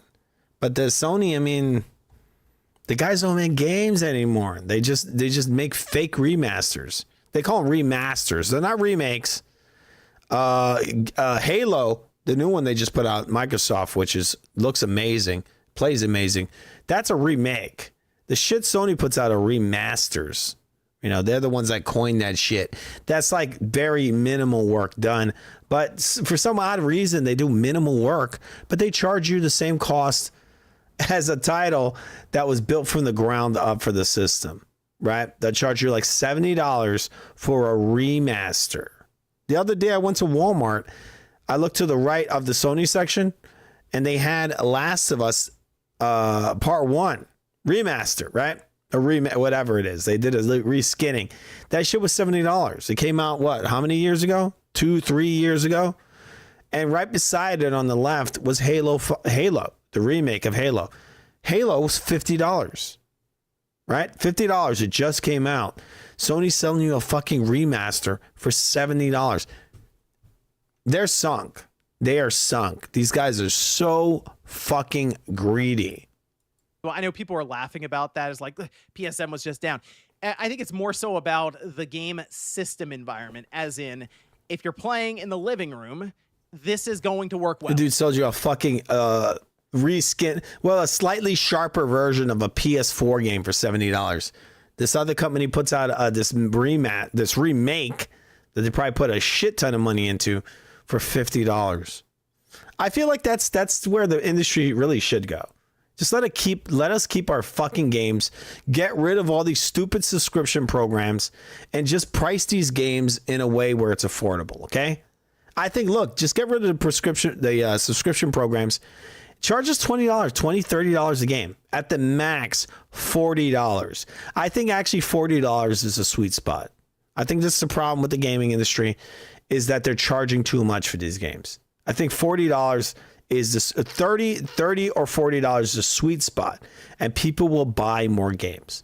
Because the big thing with the gaming, people would probably buy tons of them. They might buy, who knows? They might buy 5, 6, 7, maybe 10 games a year. People spend the $20 left and right? That's an impulse buy. $20 is impulse. When you put that shit in this 50, that ain't impulse anymore. The people are thinking about that. And if you can get them to buy games for $20 each, they might actually buy a shit ton of games a year. Because again, once you remove that thought, right, now it's impulse. Once you get to that level, when it's in the impulse range, now you can sell tons of this shit, right? Because that's what Steam is. Steam is impulse buying. Everything you get on there is all impulse buys because it's cheap and they put it up on a sale, and you just go and buy a bunch of that shit all in one go. And what's funny is at the end of it, when you go and buy, you do all that impulse buying, that shit could come to like $100, right? These guys just don't know what the fuck they're doing. They haven't really manipulated the market that much. They need to start trying new pricing, because I think if these games are $20 each, they wouldn't be running into the problems that they have right now, right? Because I don't think this model of, oh, well, the games are $60, $70, so now it's going to push their streaming service. Well, it's not streaming, but it's like a Netflix model. It's like a cable TV model. So since people can't afford to buy all these games, what they do is they want you to stick you in some kind of like Game Pass kind of thing, where it's almost like cable TV, where you get access to hundreds of games, right? Just like cable TV, you get access to hundreds of channels, right? Hundreds of movies and so on. You don't own any of it, but you can access it, right? And you pay for this subscription program where it's like fucking $20 a month. $20 a month. At one point, what was it? Game Pass was $30. I think a lot of it was pushed by the media, right? By the gaming media. For whatever reason, they pushed against this. They made it all real negative, which I don't think they should have, because look, Call of Duty is fucking expensive. That's one of the games that was in that package. These guys spend hundreds of millions of dollars producing that game. So how you're going to cry over fucking $30, but you're not going to cry over spending $50 a month for your internet bill. And then you $70 for your fucking games. So you need to spend, I said earlier in the stream, you got to spend $50 every month to play your $70 and $100 games. And if you don't pay that $50 a month, you lose access to your $70 and $100 games. Doesn't that sound insane? So what I think, look, if people are willing to spend $20 a month for Game Pass, then you should charge $20 for your games. Okay? And if you did that, I put money that people are going to buy a lot more games, right? So you're going to get past this whole 2 games a year, right? People were purchasing only 2 games a year. Games have never been $20 a game. It's never happened. Give it a fucking try, you morons. Well, like the game console is first and foremost for your entertainment center with the big TV and being able to navigate and use it solely with the reason I said that is because these guys are trying to manipulate the market because people are unwilling to buy $50 games. It's really what it is. What they should do is charge $20 for the games, or $30 at the most, and then you have your microtransactions for each game. Try that. And if you need to bring in more revenue, stop with the microtransaction bullshit. Because right now you see games like Warzone, right? They're making most of their money on stupid ass skins and all this garbage within the app. Just make it like World of Warcraft. Charge people by the month. $5.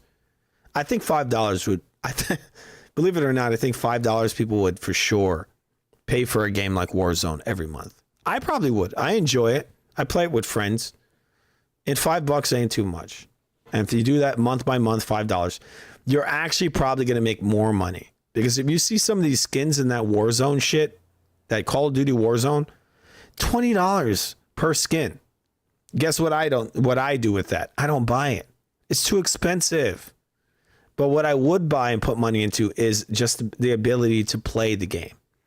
And I understand for that it's a live service game, right? It's a live game. It's got its servers and all this shit, and they manage all the different stats. And there's some stuff under the hood for that title.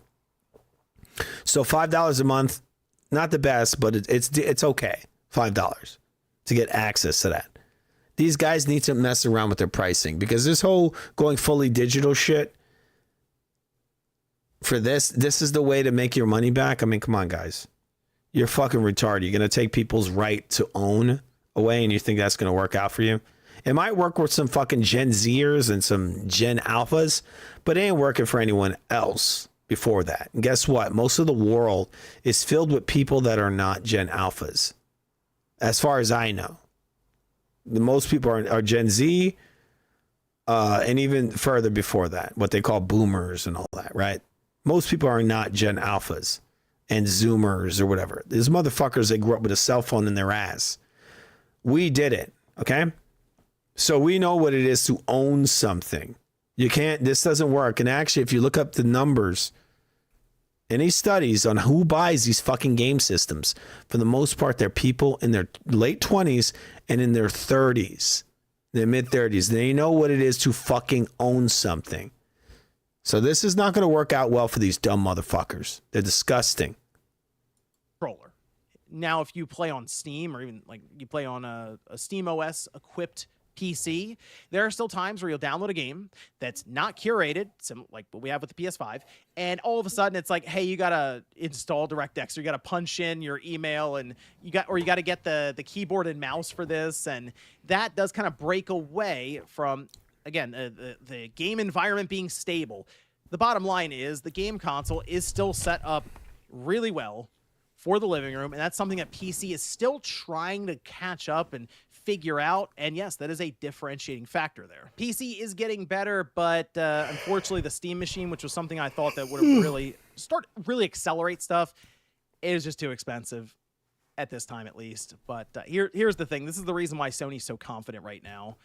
Their game and network services segment, they are making like stupid amounts of money right now, and they are projected in their forecast to make even more stupid amounts of money. Like if you look at what they are currently forecasting when it comes to their operating income, it's it's record breaking for them, because this is the thing. They're in like the golden pocket for a generation with a system like the PS5. All right. Like they could go out and make less overall gross revenue or gross sales, but they can make more operating income, which is the bottom line, and that's what they're looking for. And not only that, like they get the tariff refund, so that happened. Great. Hey, I'm sure it's great for us to go, you know what, we were able to support the small and up and coming company like Sony there. So yes, they that is a positive. They point out right here, impact of U.S. tariff refunds. By the way, that's gonna be Microsoft and Nintendo as well. So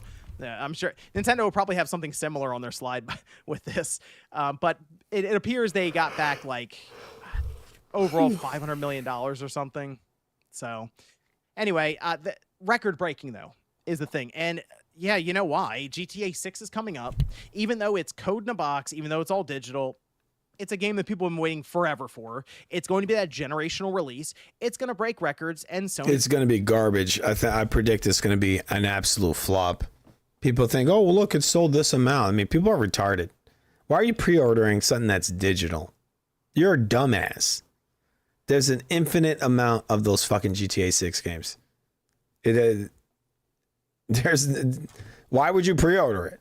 That's why you pre-order it, so that you get access to it, right? So that you can be first in line and get a copy of it. So that, oh, well, look, oh, it's sold out. Remember, like Tickle Me Elmo and all this other shit back in the day, where every Christmas there would be like something that would come out, and that people would snatch it up, and it would be impossible to find, and so you would pre-order it so you get it.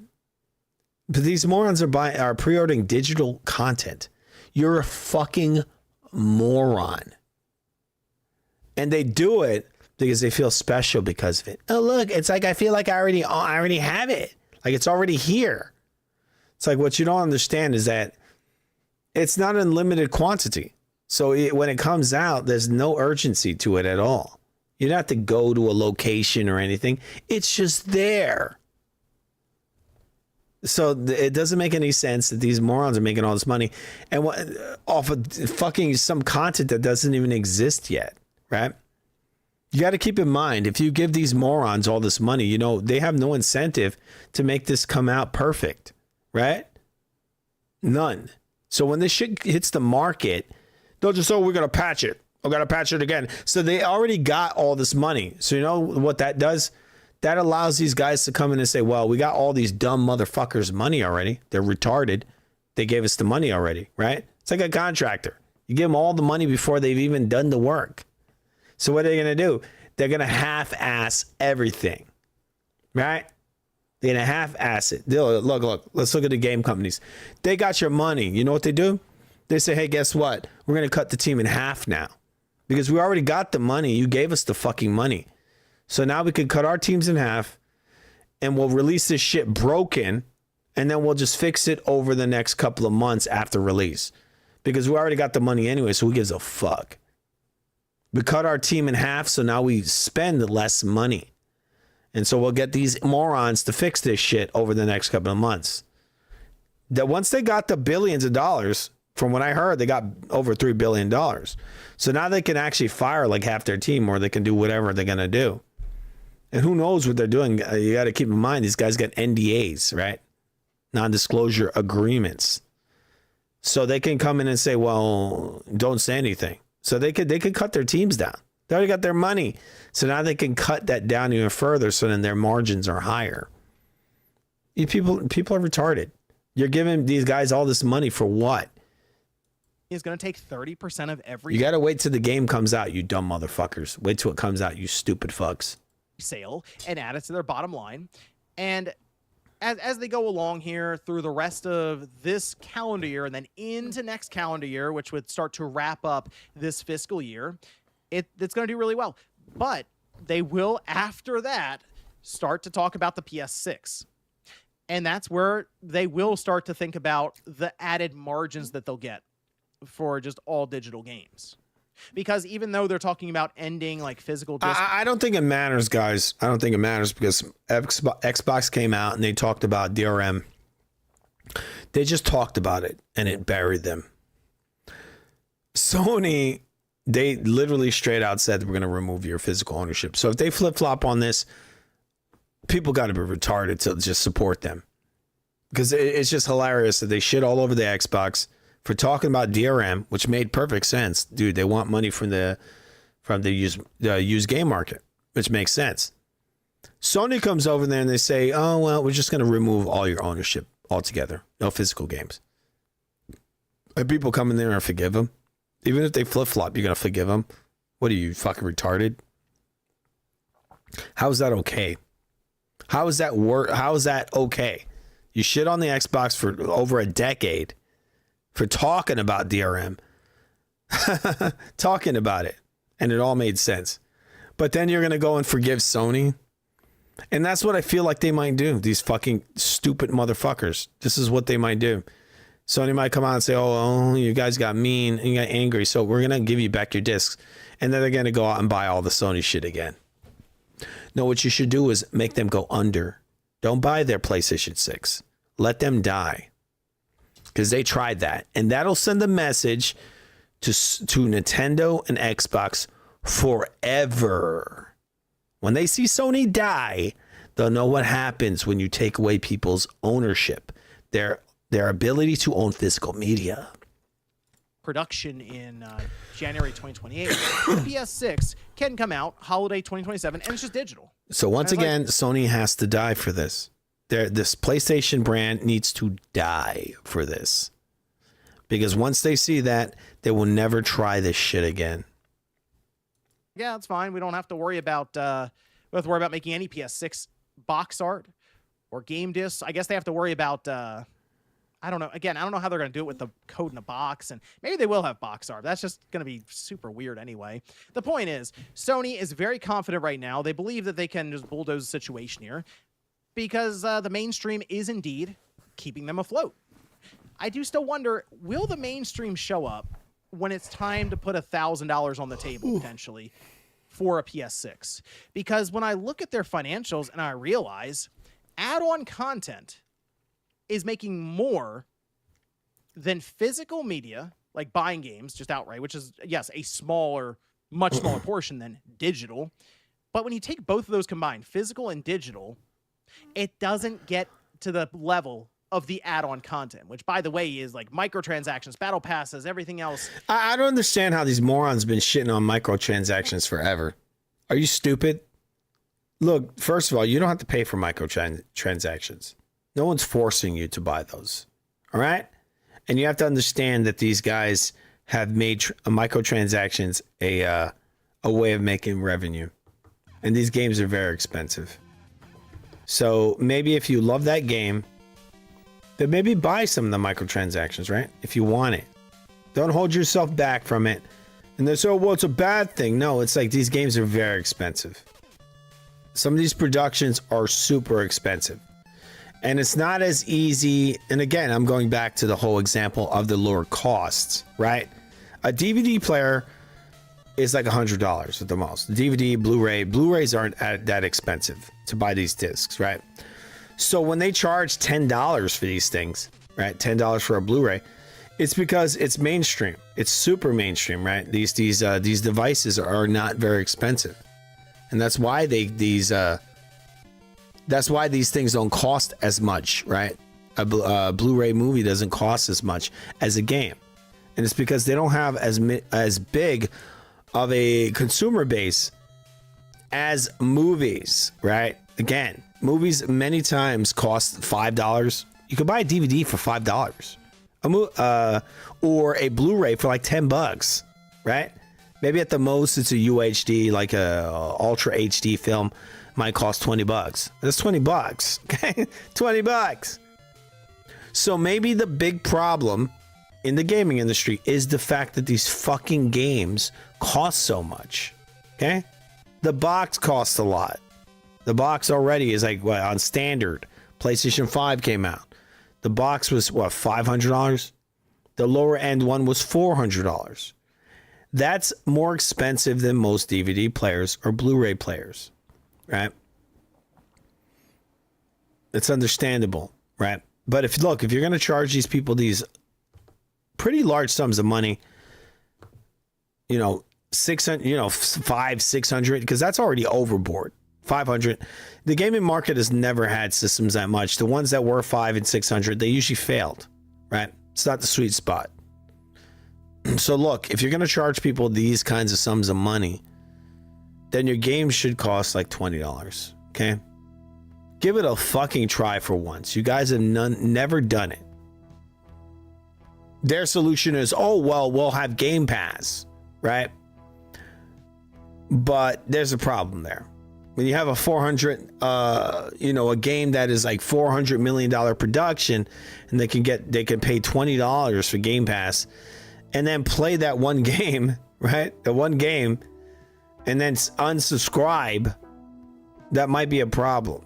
You're probably better off having the people pay the $20 just for that one title, right? Just for the title, they pay the $20.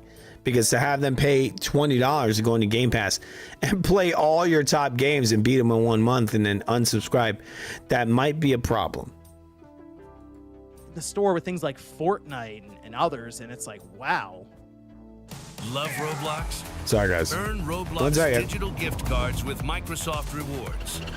Sign up for Microsoft Rewards and earn points for...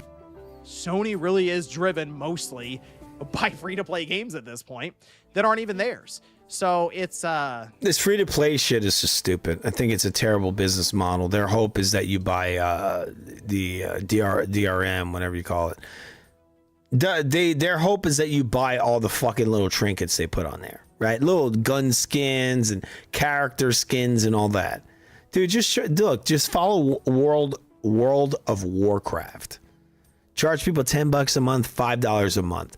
I bet you're going to make more money. Okay? You're going to make more money.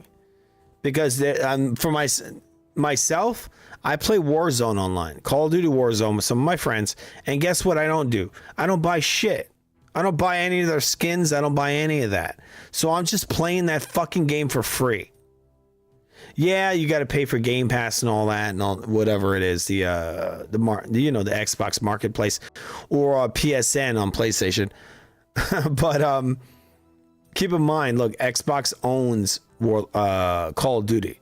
So when they put the shit on the PC, you got millions of people on there playing your fucking game for free. And you paid money to have that developed. But you have people playing it for free. Millions of people. That's stupid. You charge a small amount of money for it. $5. You got 20 million people on there and you charge $5. That's going to help your brand. That's going to help your ability to stay afloat. That's probably going to make you very profitable. It's going to help you. So this whole stupid idea with the buying skins and hoping people buy that is retarded. Okay? You don't have to go remove all physical media in order to make your fucking company successful, right? You got the stupid ass digital shit. Use it correctly, right? The game's loaded in, you download it. Any idiot can download it and just have it where they have to pay $5 a month or $4 a month. Even like $4. You're going to be fine, bro. $5, maybe at the very most $10. It's going to be a lot better than it being free and they got to buy skins. It's so dumb. The problem with the gaming, one of the problems with gaming nowadays is that these guys don't know how to price any of this shit. They either overprice it or underprice it. They don't know how to price it. I don't know. It's going to be an interesting time going from the PS5 to the PS6, as you feel like the enthusiast crowd that they would indeed have been looking to pursue to get the PS6 generation started. I think there's going to be a chunk, not all, because there are people who are just digital now, but there's going to be a chunk that's going to feel kind of burned by Sony, and they have people that are all digital, and you bought a fucking PlayStation 5 with a disc drive on and you're all digital. You got to be fucking retarded. You have to be. I don't think these people exist unless they're really dumb. And again, going back to what I said earlier, they've done some studies. Most people that bought a PS5 purchased the one with the drive on it. With the drive on it. And none of the physical sales are tracked. The fact that 85% of these people purchased the one with the drive on it tells you they want physical media. And so when Sony is retarded and they just go by these dumbass numbers, even though they track nothing that's used. Keep in mind, I own a lot of used games. I go on Amazon and I buy all kinds of used games. I have racks of fucking used games. And none of them are tracked. According to Sony, I probably purchased one game. For the PS5 or PS4, I've purchased one game. Only one, right? Because it was digital. And like they only track like the one digital or like the 2 physical games I purchased brand new. That's all they track. They don't track the fucking 50 used games I purchased, right? So this was a very idiotic move by Sony. And I think a lot of the speculation and the stuff that people are saying about, it's all people just want digital. It's just biting them on the ass, guys. I think it's going to sink their brand. It really is. Lot to show, I feel like, with the PS6. Sony does. They got to have a really good pitch for that system. Like, really good. He's pitch. right. Well, what's going to be the pitch on the PS6? Oh, we got Last of Us Remaster. The Last of Us Remaster, and we got Wolverine now in 4K, 60 frames. Yep. And you got to spend $50. Yep. And there's no drive. Yep. I mean, these guys are retarded. And I've been telling people, dude, look, if Xbox comes out and they say we got a drive on the system, boop, checkmate. Sony's done. They're done if these guys do that. And they would have to be retarded not to do that. And if Sony flip-flops, they're already dead because they've tried this. People don't forget. They don't.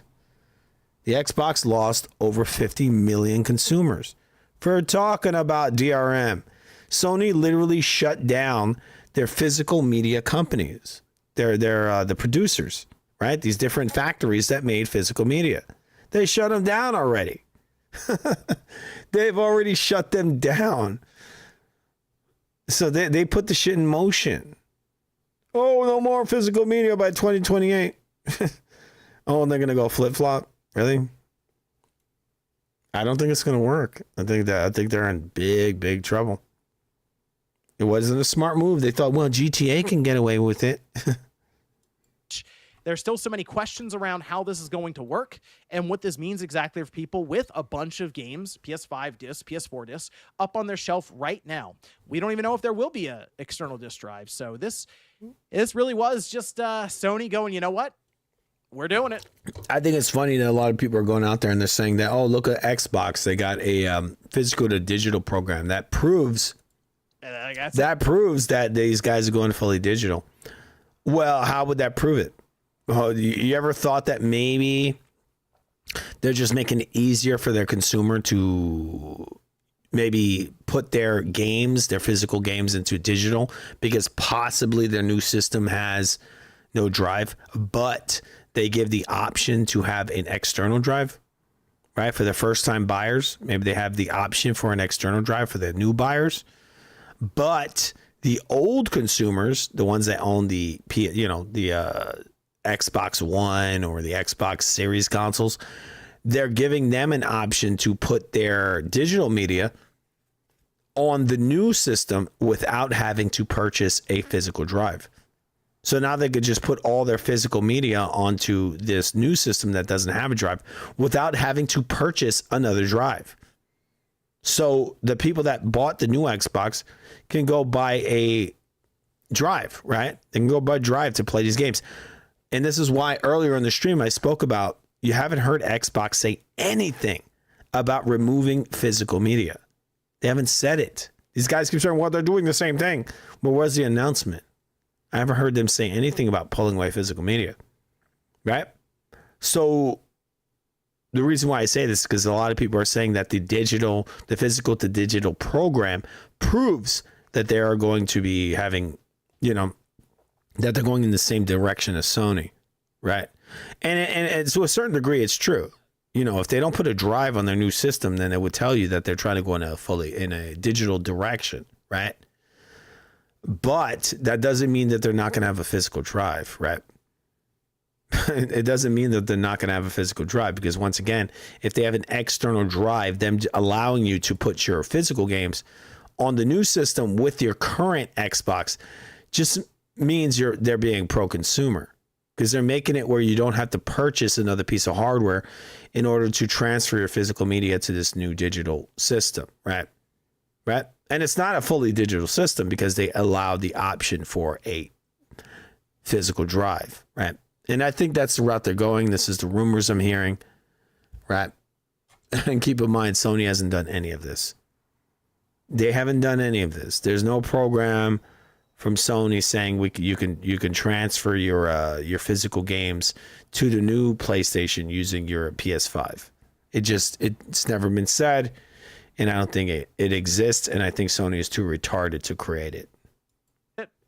So I will say, though, cautiously moving forward. So, I mean, hey, people I think are still going to keep bugging them in their comments, keep letting them know, keep ticking away at them, as Sony's kind of ticked away at many longtime PlayStation gamers out there. And we'll see how that works out for them, again, after we get beyond GTA 6, after we get past this fiscal year. What does this mean for Sony when it's time for next generation and they got to start from zero? But let me know what you guys think about this one down below in the comments with some of the quotes here. Went through all of them, okay, through the transcript. So let me know what you guys think down below. Thanks, guys, for watching, and I'll see you next time. All right, guys. It is incredibly late. You know what I'm going to do? What I'm going to do? I'm going to go to sleep. All right? Wait, where's my music? I need some good music for this. Where the F is my... 1 second, guys. 1 second.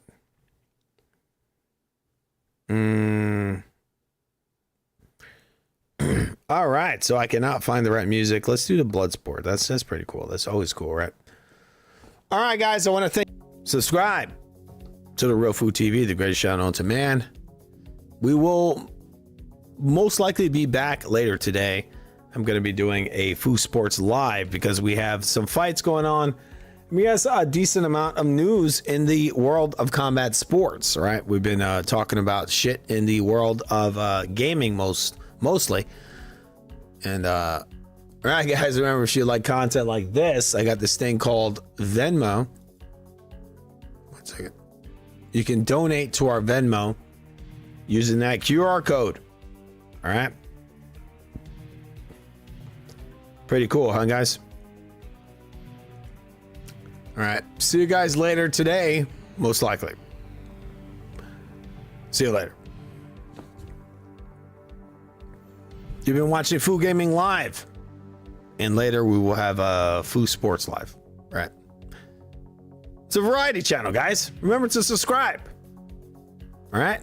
Have yourselves a good night or good day, because the sun's out. All right. Have a good. See you later.